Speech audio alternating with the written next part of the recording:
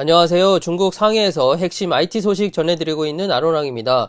오늘은 많은 분들이 질문해주신 이 샤오미 11에 탑재된 스냅드래곤 888 발열 이슈와 전성비. 이 전성비라는 거는 이제 전력 대비 성능 비율 말하는데요. 쉽게 말해서 프로세서가 배터리를 얼마나 많이 잡아먹냐, 배터리 효율이 얼마나 좋으냐, 뭐 이런 겁니다.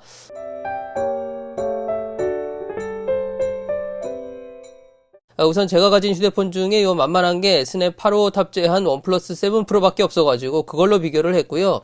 요 테스트는 이제 안투투에 보시면은 스트레스 테스트라고 있어요. 인위적으로 좀 과부하가 걸리게 하는 건데 일반적으로 한 15분 테스트 하는데요. 저는 한 방에 30분으로 가버렸습니다. 10분 정도 지났을 때 온도는 샤오미 11이 4도 정도 높은 39도, 배터리는 약 7% 소모됐고요. 반면에 원플러스는 배터리가 2%밖에 소모가 안 됐고 온도도 35도 정도. 근데 테스트한 지 17분 정도 지났을 때 샤오미 11은 45도 이상 나왔기 때문에 이 테스트가 자동으로 멈춰버렸습니다.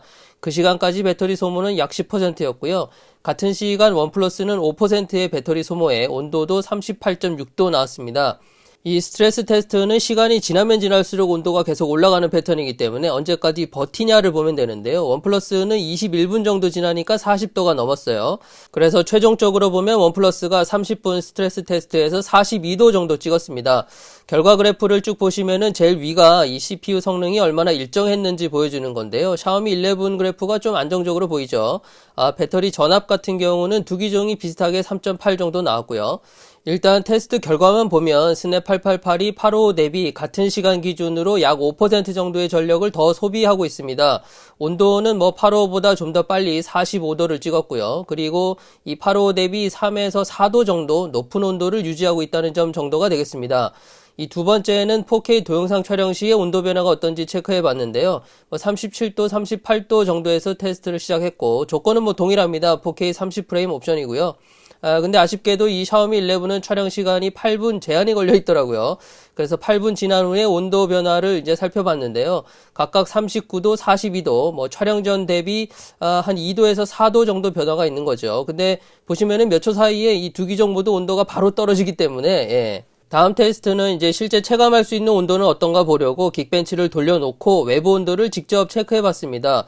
원플러스는 36.9도, 샤오미 11은 대략 40도 정도 나오네요.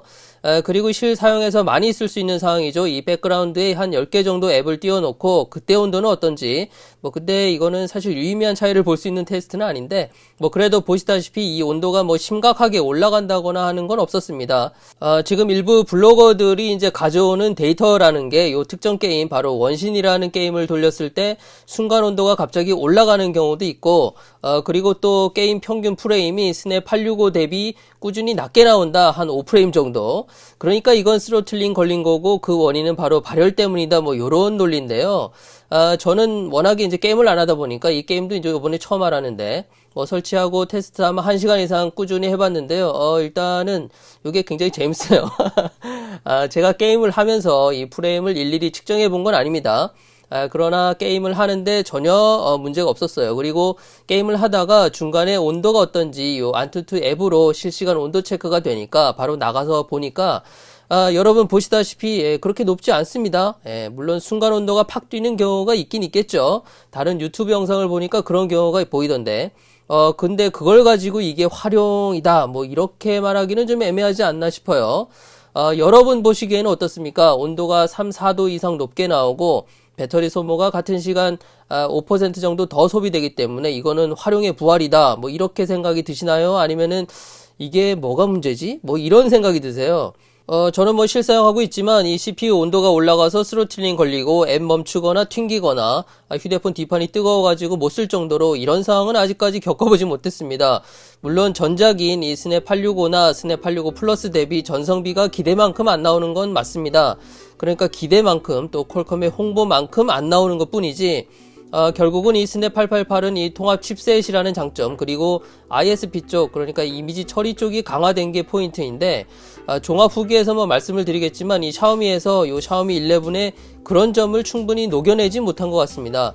야간 사진 쪽은 뭐 그럭저럭 괜찮은데 동영상 부분은 뭐 아직 근데 동영상 품질은 뭐 사실 안드로이드 휴대폰들 전체의 문제이기도 하기 때문에 그런 점이 좀 아쉽다면 아쉬운 점이지, 발열 쪽은 글쎄요, 뭐 저는 이 정도면 활용이라고 어그로 끌만한 수준은 아닌 것 같은데 아무튼 제 생각은 그렇습니다. 자, 오늘은 샤오미 11의 최초 탑재된 프로세서 스냅드래곤 888의 발열 문제나 전성비 관련해서 말씀을 드렸는데요.